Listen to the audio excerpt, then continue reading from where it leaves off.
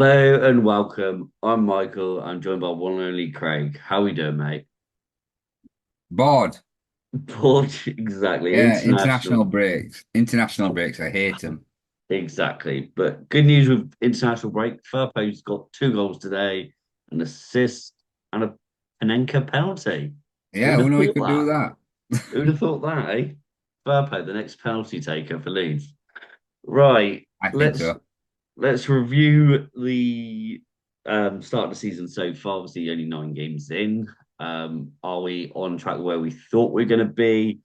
Could we have done better in certain games? How have we done overall? Obviously, we've done all the games individually before. So if you do want to go in depth detail on that, go back through it and have a listen. Craig, standing so far, obviously fifth in the league at the moment, which irrelevant at the start of the season. What's your thoughts? I mean, we're doing better than last season, so it's progression Well, in there is my that. eyes. Yeah. We've been unlucky because thinking back, I know there's if you listen to our podcast or even our reviews on games on other platforms, it's emotional. Like straight after the game, you'll get the raw emotions. But when we've got time like this to review, looking back on things and reflect, it's we've been unlucky because the first game was a freak game. Like you would never. So that's 3 points we could have had. So the points that we've dropped in games that we actually, because I can't think of a game, can you, that we should have lost? I mean, when you say Portsmouth won, yeah, obviously they took the lead, didn't they? When they had the penalty in the 92nd odd minute, and then obviously I thought overall we were a better side. Obviously, Aronson Yeah, got that goal, but should have got the winner. Let's be honest. yeah. Afterwards, um, West Brom, I think possibly did deserve to lose that. Obviously, I've said so many times before, we set up not to lose that game. We defended well. Yeah. They But it were, would have stalemate on both ends, yeah, that. Or, yeah, they looked the so, better side. But apart from that, obviously, Burnley, the one that we lost, but we mm, should have won that, or we could have won that. potentially, yeah, could have won it. And then obviously the Norwich draw, and then the Sunderland absolute howler, Yeah. which, to be fair, we did deserve to win that one. Yeah. But that's what I mean. So you look over those past few games and think which game are we not the better team? And I can't think of any apart from maybe the West Brom game Yeah. where it were a bit more just it was just a stalemate that game. But yeah, in any league game, I don't think we're not the better side in any of those games. No, we're not going to include Middlesbrough in the cup because that was just No, just terrible, terrible game. But defensively, much better. I think mm, we our XG for goals against us is a lot lower per game anyway. yeah, That's if you read too much into the XGs and stuff like that. But we've defended much better, and that's not just at the back. That's from the front, closing down play from the front. yeah. But yeah, obviously, concern set pieces. Obviously, we've spoken about this so many times about our set pieces. Well, thing is though, right, we're in a good. We've only lost one game, and by some judging some people's um comments and things that people say, you would think we'd be on more losses than just one. And it's yeah, we've drawn four and we've won four, but we've got a better defense record than last season at this point. We're scoring more goals than last season at this point, and that's without the players that were our best players last season. But and yeah, it's a case of I think we we don't maybe look as exciting at times because we've got no Jorginho doing crazy shit, and we've got no Somerville doing crazy stuff, but we look more balanced. Like I said at the beginning of the season, in pre-season, we look more balanced as a team, and yeah, I think we've only got better things to come because look at the foundation we've got now, and Yeah, and like you said set pieces that we're bad on, corners that we're bad on. Imagine if we improve on them. later on. If we improve on them bits of parts of the game, imagine what level that can take us. Because I don't see Leeds so far, in my eyes, that we've got out of second gear or third gear maybe. No, I agree with you on that. Obviously, I said it in the last episode about Ramazani and Nonto, their link up play, how they go about potentially see that better than Nonto and Somerville. And yes, it's early days to say. I'm not going to say that Ramazani or Nonto is going to get the exactly the same GA as what Somerville did last season. But as long as the ball goes in the net and we win, it doesn't matter who scores. Like Messier can score a goal kick, and how if that's the winner, we're all celebrating. Do you know what I mean? It's Well, we're doesn't matter sharing who the goals more this season, aren't we? exactly. So obviously, you look at the goals. Obviously, Joel Perot 4 goals. Obviously, one start, 1 goal, and then 3 off the bench. And his minutes per goal is the highest in the league anyway. Yeah, So that's a good sign. Obviously, I said it takes time, especially for a Leeds player to striker to settle into a system anyway. And Joseph was banging him in pre-season, so warrants his start and Pirro's end of last season. So I understand why Joseph was starting. You all know that I'm a massive fan of Pirro anyway, especially goal scoring threats. yeah. It's that's what I mean. It's like when you reflect on it all so far, we're not doing that bad, are we? No, And I we've got more to come because, like you say, we're not out of second gear or third gear yet. We're not. There's more gears that we can go through to get to. When we're hitting top form, because I don't see us. We've not played a game yet where it's like, wow, this is Leeds. Like this is going to be us now for the. And I think I said it last season because you could feel it coming, but it never did. And I don't think Farker is the type of manager that wants to go out and beat a team 4-5-6-0. I think no. he'll I think once it gets to 3-0, he calms it down. Like it gets to 2 or 3-0 and it's like, right, calm down. He don't want you to go overboard. But No, I I feel can like see Leeds that. could do that to someone. Yeah, obviously you saw it against Ipswich last season. We beat them 4-0. But yeah, obviously you got tired legs. It is a long season, so why go all out, all guns blazing, just to get your GD up or something, your goal difference up? Yeah, When if you, it doesn't matter how many goals you win by, 3 points is 3 points at the end of the day. Yes, near the end of the season, goal difference can matter, but when you got a defense like ours, who aren't going to ship that many goals in, let's be honest, 5 clean sheets already, not really conceding much. Obviously, 3 against Portsmouth. It's one of those things where you're going to get a game when shots go against you and they all go in. But yeah. But the law of averages tells you that if you're winning games consistently and you win, even if you win if you could win 46 games, which is nearly impossible in championship, but if you could win 46 games at 2-0, you don't matter, good goal difference won't matter because exactly, there's not another team that'll do that. And it's very, very difficult to maintain. So it's like you say, 3 points on the board better than having an XG like a goal difference of like 5 or 6 every game. obviously, realistically, you need, what was it, on average 2 points a game to go up, Yeah, which if we maintain that throughout the season, okay, except last season, we all know what we're doing in the playoffs, so playoffs are irrelevant at the moment. yeah, But you still got players out injured as well. You got to take that into a factor. Obviously, James has mate. been out injured. Yeah, Solomon's been out injured. So that's your 2 wingers. And then obviously you've got Nonto and Ramazani who are playing more minutes than probably what was expected, maybe, especially for yeah. And Ramazani. plus you look at the depth that we've got this year compared to last year as well. It's like you've got arguably you've got Solomon and James who are probably starters on the wing. I'd argue Nonto now. Well, The this is way what I'm saying. the way that Arguably, Nonto's playing right now, you arguing it's going to be Nonto and James. that's what I'm saying. It's arguably you'd be having James and Solomon as your starters. Nonto maybe playing in a 10 role or Yeah, whatever, but they've gone. They're injured and they're not back yet. But we're still winning games, and we've got Ramazani, we've got Nonto, we've got Aronson playing, and then we've lost his best midfielders in Ampadu and Gruev, and now we've got Tanaka and Rothwell. The depth that we've got, the quality of players that are replacing the players that are out.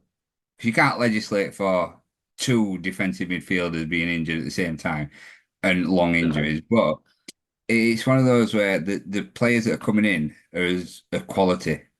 We've got good depth, and I mean these players would walk into any championship team. Yeah, I know you're a massive fan of Tanaka anyway. Obviously, I am a fan of Rothwell, and you've seen bits of it. Obviously, that lovely ball to Pirro, he's got that on Yeah. him. Whereas Gruev potentially wouldn't have that pass. Now we don't see it as much. Where I said it when we first signed Gruev, he's more of that. He'll just sit, do the dirty work, shore up play. Yeah, he's getting more shots in this season, which has been fantastic. Yes, now he's out for 5 months, which is horrible. And obviously, we are rumored to be looking after another midfielder, which, while we've mentioned, we might as well get it on, mate. Let's hear it from you. Kouyaté, I don't. Well, I mean, it's not a bad bench player to have have as cover, but he hasn't played for a while. Like Fark said, it's hard to get someone up to that level that quickly. Let's go. By the time he's up to the right level that Farker needs him to be a first team player, the Gruev's going to be back and Ampadu will be back. But yeah, it could play a bit part, like maybe a short term contract to be all right. It's a win-win for us. We've got an extra body in there, 20 minutes just at the end of a game, just to fresh legs, keep it going. It's probably not a bad sign on a short term contract, but I wouldn't want it to be permanent. I I don't think mean, you'll ever get that player that he was a few seasons ago. obviously, he's been training with us, so unless he's getting his fitness up that way, and obviously, you don't know behind the like closed door games and stuff like that, so he might be getting minutes then.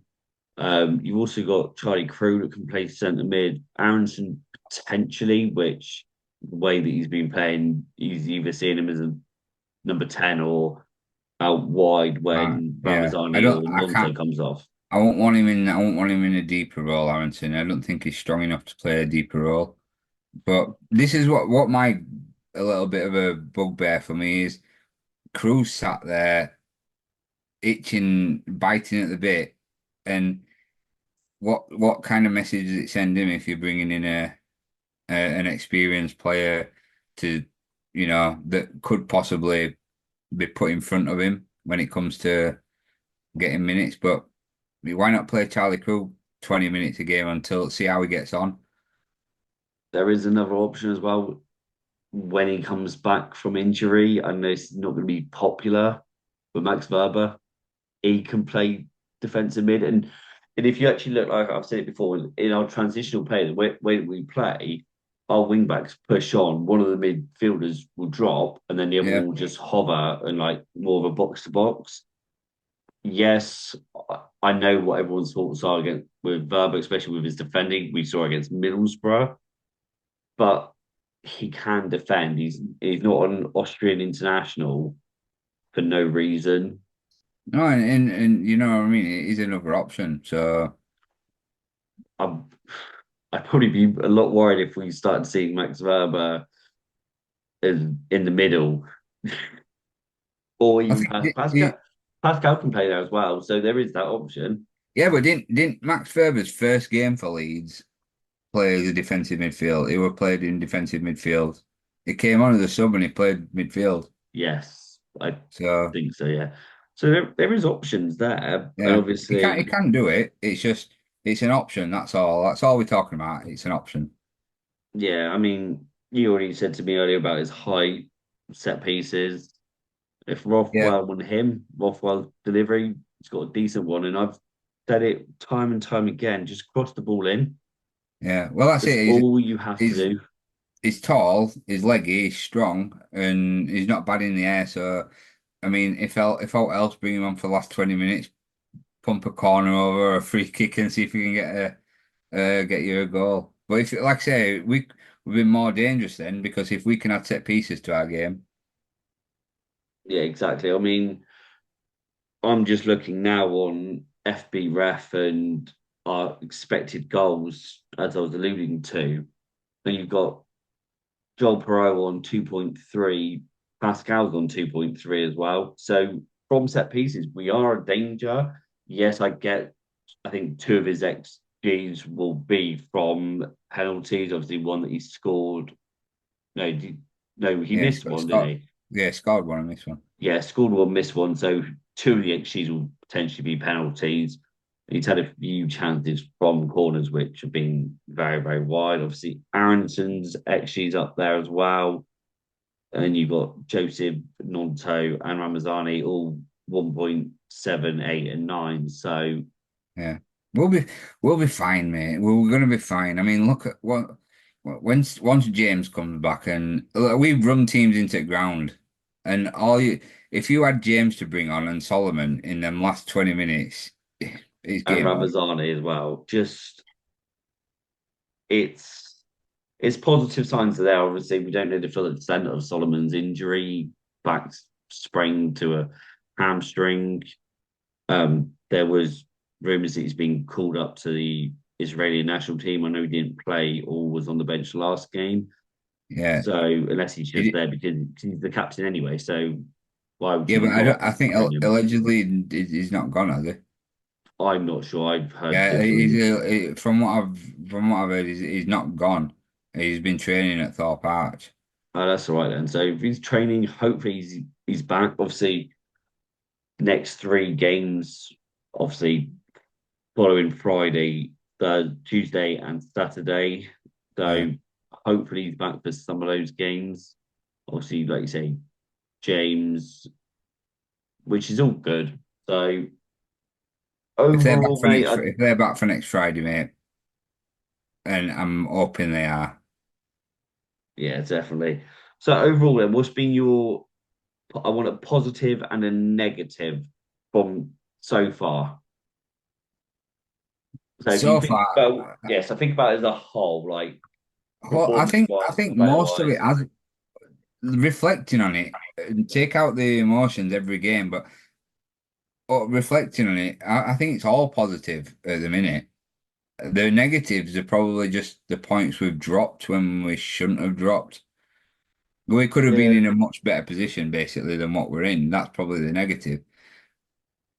I guess that's the same for any team really. But focusing solely on Leeds part of it, and obviously Hmm. we always emotion straight after a game is completely different. Yeah, So that's why when we record it, if we record it on the day of the game, it's a lot different to how we analyze the game when yeah, we record it the next day, just due to emotions, reflecting and actually analyzing the game as a whole. I think positive wise, for me, as much as other people don't like to admit this or actually take it into consideration, is Barker, his tactics from game to game. I said it against West Brom. Obviously, last season we got a point against them. We weren't great against them. yeah, We went to West Brom not to lose that game, and then the next game against Sheffield Wednesday was a completely different game and style. So he does mix it up, and yeah, yes, negatives bouncing off that is his subs for me. They can be late. Obviously, when we're watching it as fans, we think just change it now, whether or not it's half time because we haven't broken a low block or we can potentially see, I don't know, a Rothwell off the bench may be more suited to a game than what Gruev might be. yeah. I think for me with substitutions, it's just a case of sometimes you see a player playing so badly and you can't see why the manager doesn't see that thing, like why he doesn't see it. But I think for me, like you said, the positives in that respect would be um that we've got a better squad depth and we're better balanced this season. I think that's positive. And then negatively, a negative what I see of it is probably just that we're just unlucky to have injuries in the same position that's out for a long time. I think that's just I can't really see it as a negative. It's just unlucky in it. Yeah, no, yeah, it's not like it's they deliberately got injured, but Yeah. it's just Ampadu out for the rest of the Well, year, and I'll put it then out there. I think the biggest negative for me is some of the fans this season. yeah, yeah, I see that a lot online. Obviously, there's a lot of people that want Farker out. Even when we win a game, it's the style, the mannerisms. But I get that. Obviously, I think it was Cardiff when we got the most amount of possession that we've ever had, which was 80% possession. Obviously, the passes were 779 passes, which is the second most in our history Yeah, when Opta was around. So you've got to think, yes, okay, maybe a lot of them were sideways passes, but we controlled that game. We dominated. We never looked like we were going to concede. We never looked like we were going to slip up. Whereas other games, when you get like a 1-0 yeah. lead, you're thinking, oh, great, this is where we slip up because another team's had 20 minutes of possession. It's, Mm. It's frustrating when we're only like 1-0 up or we're chasing a game, we're 1-0 down and it's a bit slow build up. But when we're winning like 2-0, I get it. And like we alluded to earlier, why would you wanna why would you wanna waste your energy? Why would you wanna, if you've got another game, we've got 46 games tracked. Farker knows this league like the back of his hand, and he will tell them players, calm down. You've got 46 games. You're 2-0 up. You don't need to be running around like headless chickens trying to get a third goal. You're 2-0 up, comfortable. Hold the ball, keep possession. You've got 3 points. yeah. Reserve And your energy for the next game. I, they do say a 2-0 lead is more dangerous than a 1-0 or whatever it is, due to the fact, obviously, if the other team scores, It's they're got chasing game, it it's and game on they, the can. but Yeah, but I think depending on when they score it and how comfortable, obviously, blue goals can happen. Obviously, we saw it last game against Sunderland. yeah, Okay, last minute of the game is a lot different to say if it happened in the 52nd minute yeah. But the because quality of that's players we've got, mate, we should be able to control the game. yeah. Well, let's talk about the next 6 games. Obviously, there'll be another international break, which is joyful. Obviously, we got Sheffield United on Friday, and then home to Watford, away to Bristol City, home to Plymouth, away to Millwall, and then home to QPR, mate. Do you see any of those games being potential bogey? See, like that we could slip up? Honestly, no, on paper, you don't see us dropping points, do you?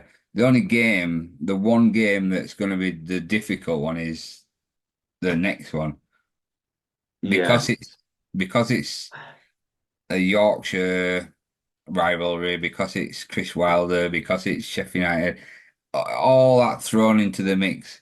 That's going to be the difficult one, and because we're without our rocks in midfield that you know that keep that tight. It's going to be a bit more open, which they've got players that can hurt you. Um, so they do. it's going to be a tough one. And obviously Friday night's game, and then obviously you got Firpo and Aronston, who are both USA and Dominican Republic, who are Yeah. potentially playing on Tuesday or Wednesday night.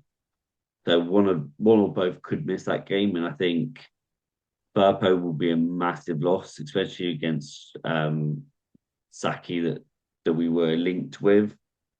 Um, Oh, look at him last time he came back from international just a couple of days before, and he was tired, weren't yeah, he? you So noticed that he was tired the last couple games, and so it's an horrible thing, and I think it's awful that we're playing on a Friday against possibly the toughest game, one of the toughest games we'll have this season.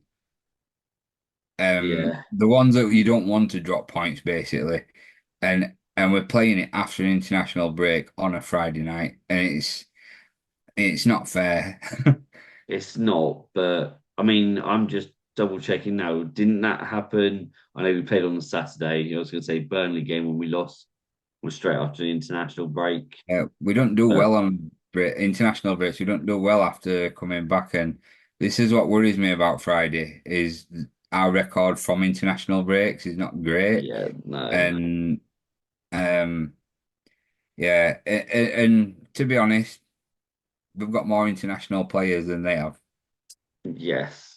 I think Watford could potentially be another one that could be tricky game. We'll see. Cleverly doing an all right job there. I mean, Bristol City away. Yes, I had them as my dark horse for the playoffs, but again, they're not looking majorly excited this season. You got Plymouth under Rooney, which the last few games they're actually looking pretty decent. I They know beat Sunderland they're just signed Andre Gray as well, aren't exactly, so that could potentially be another one that we that yes on paper you look like yeah we should win that one that could be tricky. Obviously Millwall away, we all know that Millwall away isn't great. It's London, they? and then Last season weren't too bad. well yeah, no, I know that. And then obviously you got QPR who well know what happened last season against them.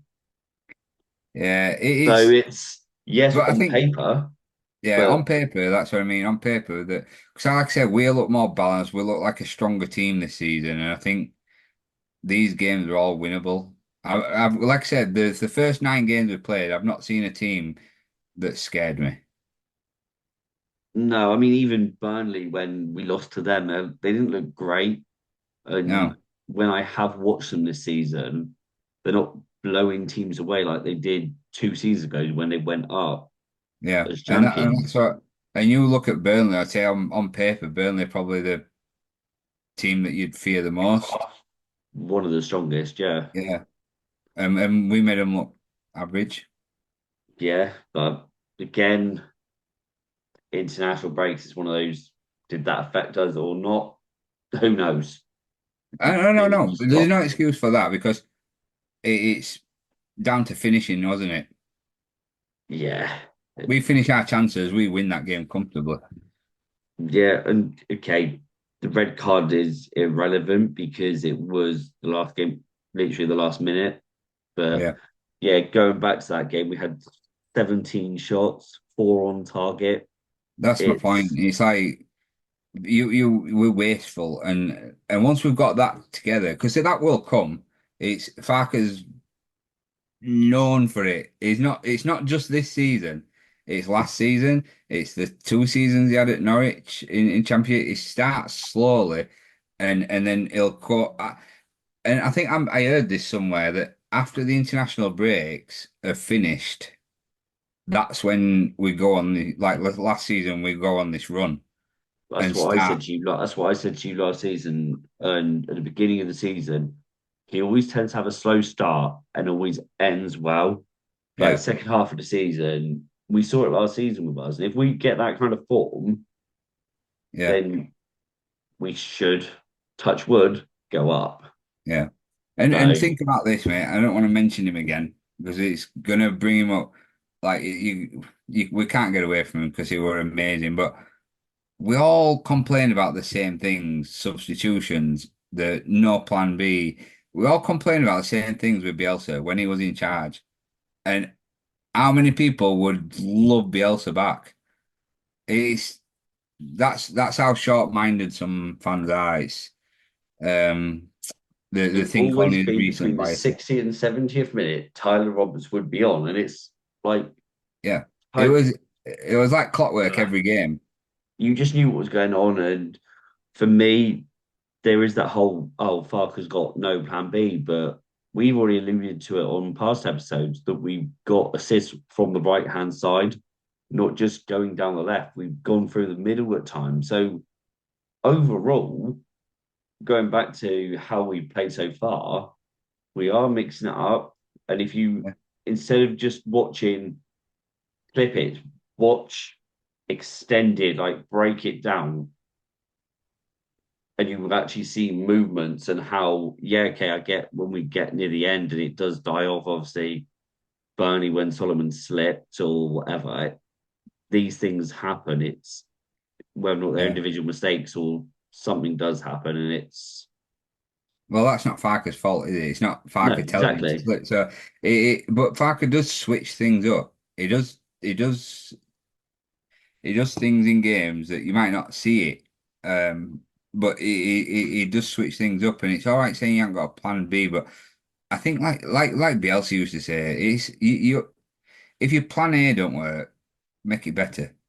Because Exactly. if you have a plan B and a plan C and a plan, it obviously means you don't believe in the way that you want to play football. Yeah. And you just got to be better at what plan A is. Because if that's your philosophy. Play that way, but make it as good as you can. If you're switching to plan B, plan C, it's not. I don't think it is down to being a plan. If you're playing a team against a low block, for example, you don't need a plan B to beat them. You just need a different approach. Yeah.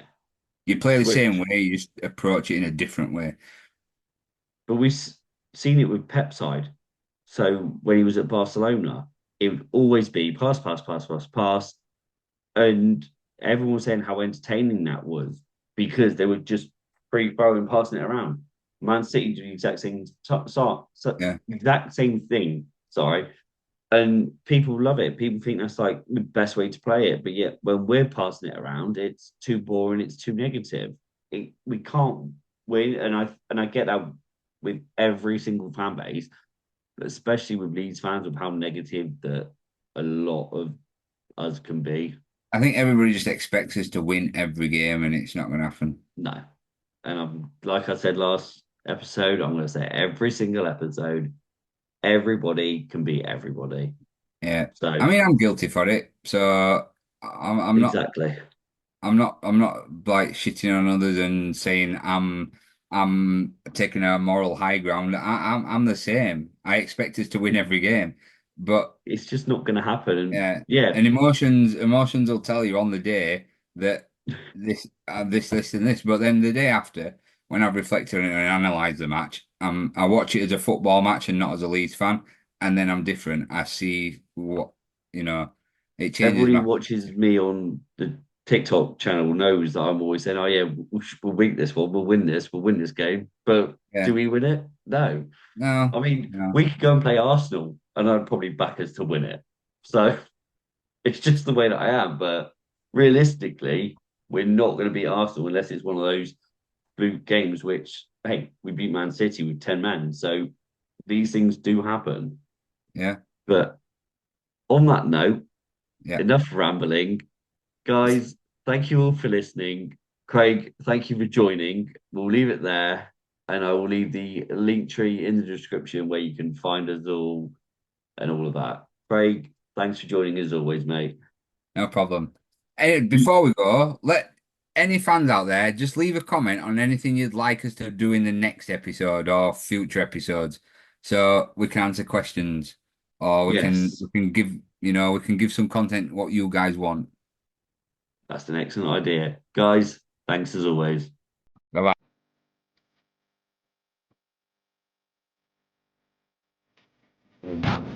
Sweet.